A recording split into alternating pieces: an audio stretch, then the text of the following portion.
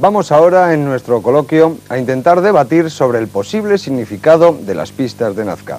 Saludamos para ello a nuestros 4 contertulios. Tomás Santiago, muy buenas noches. Buenas noches. César Urroz, buenas noches. Buenas noches. David Sentinella, buenas noches. Buenas noches. Y como no, Chema Roldán, muy buenas noches. Hola, buenas noches. Hay varias teorías sobre el significado de las pistas de Nazca. Tenemos una teoría ufológica que dice que pueden ser las pistas de aterrizaje de presuntas naves extraterrestres. Hay otra teoría llamada astrológica, por la cual se dice que eran observatorios astronómicos. Hay otra incluso ritual o mágica en la cual se cree que estos emblemas de las pistas de Nazca pueden ser pues, los dibujos de quizá un culto antiguo. ¿Vosotros qué pensáis que son? Yo me inclino por la tercera opción, por la opción mágica de las pistas. Yo creo que eran símbolos religiosos que se utilizaban como llamada pues a toda una serie de seres extraños, fantasmales, que están dibujados allí en lo que se ha llamado pistas de Nazca. Para mí son eso, sencillamente, y nada más. Unos dibujos rituales. Dibujos rituales. Hombre, lo que está claro que la teoría de von Däniken, que era la teoría extraterrestre, yo la descarto totalmente, ¿no? En primer lugar porque este hombre decía que las líneas de Nazca, que le llaman pistas, porque decía que eran carriles de aceleración, pues es ilógico, ¿no? Porque los ovnis, si realmente tienen que venir desde otras galaxias, me parece un poco absurdo que tengan que desplazarse por un carril de aceleración, tanto como para despegar como para aterrizar. Es mucho más lógico que bajen verticalmente, ¿no? Me podría inclinar un poquito más a la teoría que ha comentado César. Una teoría un poco más mágica, ¿no? Una relación entre los nazcas y los dioses. Yo creo que, bueno, aparte de las teorías de von Däniken, que son varias, una de ellas no solo está basada en el tema de posibles naves extraterrestres que bajaran ahí, que utilizaran eso como aeródromo o aeropuerto. Yo creo que en parte de las teorías de von Däniken son reales, bueno, bajo mi punto de vista, por supuesto, en cuanto a que él comenta que están creadas básicamente en un primer momento por una nave, supuestamente, que aterrizó allí. A partir de ese momento, el resto de dibujos, de pistas que han sido trazados en esa llanura, en esa planicie, han sido trazadas por el mismo pueblo en devoción y como llamamiento para que esos dioses volvieran. Pero entonces, ¿cuál sería el dibujo original de Nazca, según von Däniken o según esta teoría extraterrestre? O sea, ¿ha llegado a definir cuál es el dibujo original de las pistas de Nazca? Von Däniken comenta que, en una de sus teorías, como antes iba diciendo, que una nave aterrizó y que hizo un par de pistas para ser aprovechadas posteriormente. A partir de ahí, los supuestos extraterrestres o dioses, llámese como quieran, que fueron allí, se fueron, ya habían realizado su función, su trabajo, y a partir de ahí se realzó un culto hacia esos dioses que a medida que iban pasando las generaciones ya se convirtió como una creencia religiosa y como una obligación dentro de esas tribus a seguir efectuando esos dibujos. Es decir, ahí vendría una unión de la teoría ufológica. Exacto, es una unión de ambas mágica, teorías. Sí, Centrándonos un poco quizá en la teoría ufológica, como bien decía Chema Roldán, ¿cómo puede ser que una civilización que aparentemente viene desde millones de kilómetros de distancia y tiene, no sé, tanta altura tecnológica como para llegar hasta la Tierra, cómo luego van a necesitar unos carriles para acelerar o para bajar? Es decir, sería más lógico quizá, pues no sé, un descenso vertical. ¿Qué pensáis de esto? A mí me parece muy aventurado llamarlo pistas ya de entrada, simplemente trazos, líneas.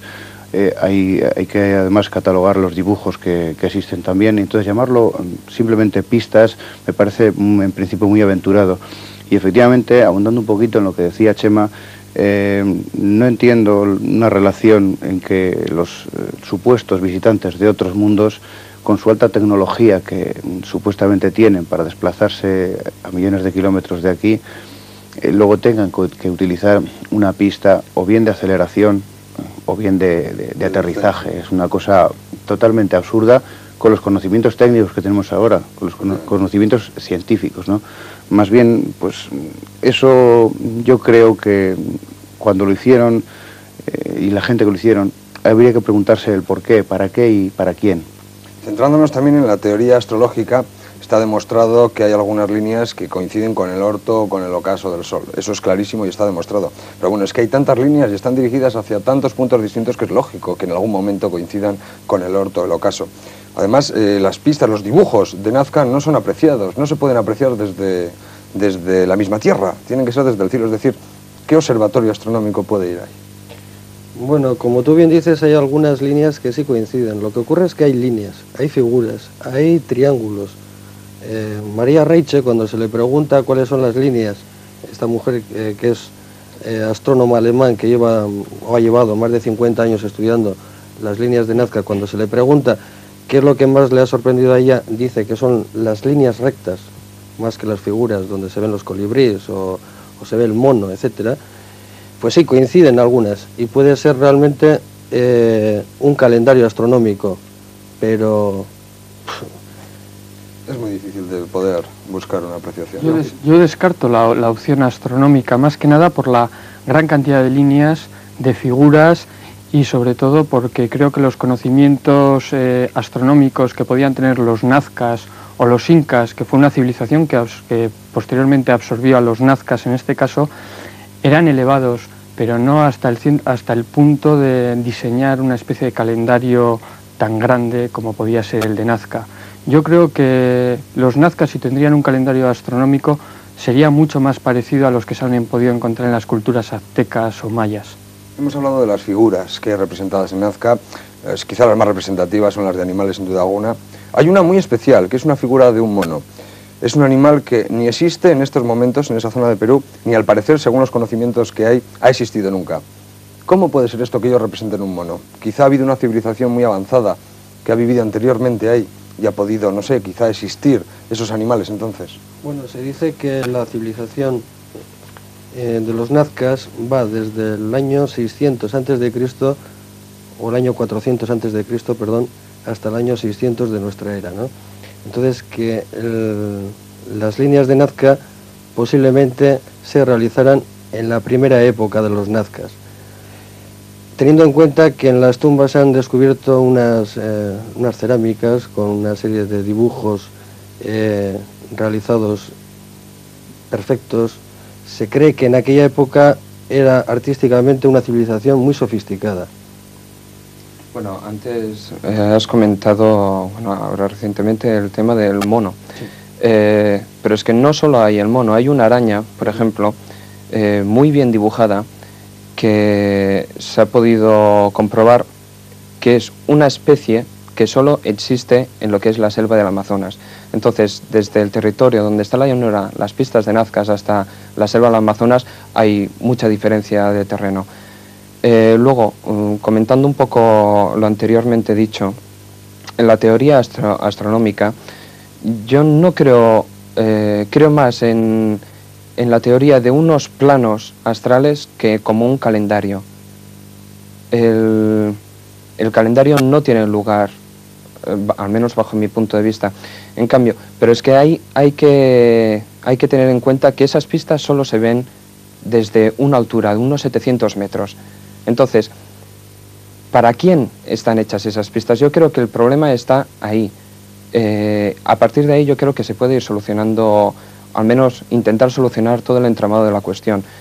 Para la propia gente que vivía allí, aparte que era una zona desértica, supuestamente no había ningún tipo de cultivo.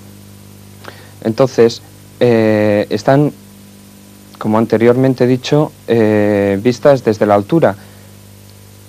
Eso quiere decir que para la gente que vivía abajo, en la tierra, no tenía ningún significado, o al menos aparente. Pero de todas formas, el tema, por ejemplo, de las imágenes que hemos comentado del mono, a mí me parece, ya sea mono, ya sea araña, dibujar un animal con 8 patas y que se asemeje a una araña es lógico desde cualquier caso. Yo creo que se podría asemejar a cualquier araña, eso para empezar. Y dentro de la teoría simbólica de las pistas de Nazca, un mono puede ser perfectamente imaginado por una persona que no lo conozca. Es decir, puede haber cientos de dibujos O sea, los pájaros que se ven en Nazca realmente tienen muy poco que ver con los pájaros que se conocían en aquella época, por lo menos. Siempre pues se tiende a exagerar, ¿no? Incluso la cola del mono en una espiral enorme, larguísimo, pues tampoco puede coincidir con los monos que se conocen hoy en día. Y referente al tema de la altura, pues bueno, ahí sí que hay un misterio para desvelar referente a esa altura sobre la que se ven las pistas, pero bueno, yo creo que si hay unos conocimientos matemáticos, no voy a decir precarios, pero sí bastante simples, sí se puede lograr trasladar de un plano a una extensión bastante grande una imagen. Bueno, lo que parece ser hay una que teoría. se conoce es que exactamente que hay una teoría de que ya conocían el vuelo, es decir, que volaban en globo, por ejemplo.